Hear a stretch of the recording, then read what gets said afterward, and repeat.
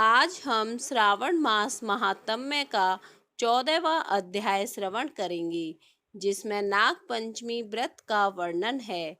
ईश्वर बोले, हे महामुनि, श्रावण मास में जो व्रत करने योग्य हैं वो अब मैं बताऊंगा। आप उसे ध्यान से सुनिए।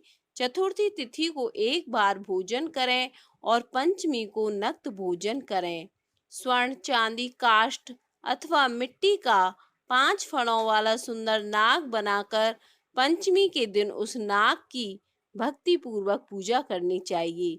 द्वार के दोनों ओर गोबर से बड़े बड़े नाग बनाएं और दधि, शुभ, दुर्वा, क्रो, कनेर, मालती, चमेली, चंपा के फूलों, गंधों, अक्षतों, धूपों तथा मनोहर दीपों से उनकी विधिवत पूजा करें। उसके बाद ब्राह्मणों को घृत, मोदक तथा खीर का भोजन कराएं। इसके बाद अनंत, वासुकी, शेष, पद्मनाभ, कम्बल, करकोटक, अश्व, आठवां धृतराष्ट्र, शंखपाल, कालिये तथा तक्षक, इन सब नाग कुल के अधिपतियों को तथा इनकी माता कद्रू को भी हल्दी और चंदन से दीवार पर लिखकर फूलों आदि से इनकी पूजा करें। उसके बाद बुद्धिमान को चाहिए कि वामी में प्रत्यक्ष नागों का पूजन करें और उन्हें दूध पिलाएं। घृत तथा शक्कर मिश्रित पर्याप्त दुग्ध उन्हें अर्पित करें। उस दिन व्यक्ति लोहे के पात्र में पूड़ी आदि ना बनाए। नैवेद्य के लिए गोधूम का पायस भक्ति पूर्वक अर्पण करें। भुने हुए चने, धान का लावा तथा जौ सर्पों को अर्पित करना चाहिए। स्वयं भी उन्हें ग्रहण करना चाहिए। बच्चों को भी यही खिलाना चाहिए। इससे उनके दांत मजबूत होते हैं। सांप की बामी के पास श्रृंगार युक्त स्त्रियों को गायन तथा वादन करना चाहिए और इस दिन को उत्सव की तरह मनाना चाहिए।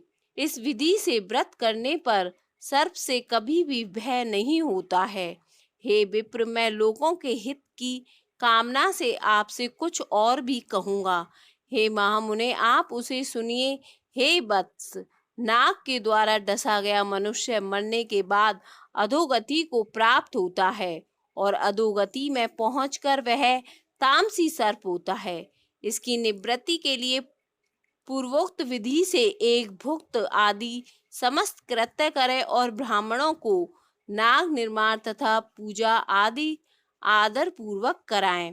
इस प्रकार 12 मासों में प्रत्येक मास में शुक्ल पक्ष की पंचमी तिथि को इस व्रत का अनुष्ठान करें और वर्ष के पूरा होने पर नागों के निमित्त ब्राह्मणों तथा सन्यासियों को भोजन कराएं। किसी पुराण ज्ञाता ब्राह्मण को रत्न जड़ित सुवर्ण में नाग और सभी उपस्करों से युक्त तथा बछड़े सहित गौ प्रदान करें। दान के समय सर्वव्यापी, सर्वगामी, सब कुछ प्रदान करने वाले अनंत नारायण का स्मरण करते हुए यह कहना चाहिए, हे गोविंद, मेरे कुल में अगर कोई व्यक्ति सर्वदंश से अधोगति को प्राप्त हुए हैं, वे मेरे द्वारा किए गए व्रत तथा दान से मुक्त हो जाएं। ऐसा उच्चारण करके अक्षत युक्त तथा श्वेत चंदन मिश्रित जल वासुदेव के समक्ष भक्ति पूर्वक जल में छोड़ दें। हे मुनि सत्तम, इस विधि से व्रत के करने से उसके कुल में जो सभी लोग सर्प के काटने से भविष्य में मृत्यु को प्राप्त होंगे या पूर्व में मर चुके हैं, वे सब स्वर्ग गति को प्राप्त करेंगे। साथ ही हे कुलनंदन, इस विधि से व्रत करने वाले अपने सभी वंशज का उद्धार करके अप्सराओं के द्वारा सेवित होता हुआ शिव सानिध्य प्राप्त करता है। जो मनुष्य वित्त साठ्य से रहित होता है वही इस व्रत का संपूर्ण फल प्राप्त करता है। जो लोग शुक्ल पक्ष की सभी पंचमी तिथियों में नक्त व्रत करके भक्ति संपन्न होकर पुष्प आदि उपहारों से सौभाग्यशाली नागों का पूजन करते हैं, उनके घरों में मणियों की किरणों से विभूषित अंगों वाले सर्प उन्हें अवयदान देने वाले होते हैं और उनके ऊपर प्रसन्न रहते हैं। जो ब्राह्मण गृह दान का प्रतिग्रह करते हैं, वे भी घोर यातना भोग कर अंत में सर्प योनि को प्राप्त होते हैं। हे मुनि सत्तम, जो कोई भी मनुष्य नाग हत्या के कारण इस लोक में मृत संतानों वाले अथवा पुत्रहीन होते हैं, और जो कोई मनुष्य स्त्रियों के प्रति कार्पण्य के कारण सर्प योनि में जाते हैं, कुछ लोग धरोहर रखकर उसे स्वयं ग्रहण कर लेते हैं, अथवा मिथ्या भाषण के कारण सर्प होते हैं, अथवा अन्य कारणों से भी जो मनुष्य सर्प योनि में जाते हैं, उन सभी के प्रायश्चित के लिए यह उत्तम उपाय कहा गया है। यदि कोई मनुष्य वित्त साठ्य से रहित होकर नाग पंचमी का व्रत करता है, उसके कल्याण के लिए सभी नागों के अधिपति शेष नाग तथा वासुकी हाथ जोड़कर प्रभु श्री हरि से तथा सदाशिव से प्रार्थना करते हैं। तब शेष और वासुकी की प्रार्थना से प्रसन्न होकर परमेश्वर शिव तथा विष्णु उस व्यक्ति के सभी मनोरथ पूर्ण कर देते हैं। वह नागलोक में अनेक प्रकार के विपुल सुखों का उपभोग करके बाद में उत्तम वैकुंठ अथवा कैलाश में जाकर शिव तथा विष्णु का गण बनकर परम सुख प्राप्त करता है। हे वत्स, मैंने आपसे नागों के इस पंचमी व्रत का वर्णन कर दिया। इसके बाद अब आप अन्य कौन सा व्रत सुनना चाहते हैं, उसे बताइए।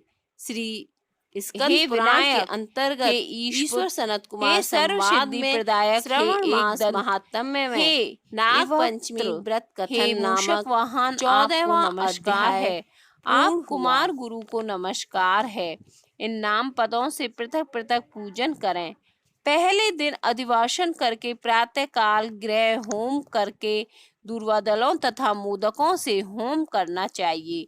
उसके बाद पूर्ण आहुति देकर आचार्य आदि का विधिवत पूजन करना चाहिए और घट तुल्य थनों वाली गाय का दान अपनी सामर्थ्य के अनुसार करना चाहिए। हे वत्स, इस प्रकार व्रत करने पर मनुष्य सभी मनोरथों को प्राप्त कर लेता है। हे सनत कुमार, अपने प्रिय पुत्र गणेश के व्रत करने से संतुष्ट होकर मैं उस मनुष्य को पृथ्वी पर सभी सुख प्रदान करके अंत में उसे सद्गति देता हूँ। जैसे दूर्वा अपनी शाखा प्रशाखाओं के द्वारा वृद्धि को प्राप्त होती है, उसी प्रकार उस मनुष्य की पुत्र पौत्र आदि संतति निरंतर बढ़ती रहती है। हे सनत कुमार, मैंने दुर्वागणपति का यह अत्यंत गोपनीय व्रत कहा है। सुख चाहने वाले को इस सर्वोत्कृष्ट व्रत को अवश्य करना चाहिए। इस प्रकार श्री स्कंद पुराण के अंतर्गत ईश्वर सनत कुमार संवाद में श्रावण मास महात्म्य में दुर्वा गणपति व्रत कथन नामक 13वां अध्याय पूर्ण हुआ।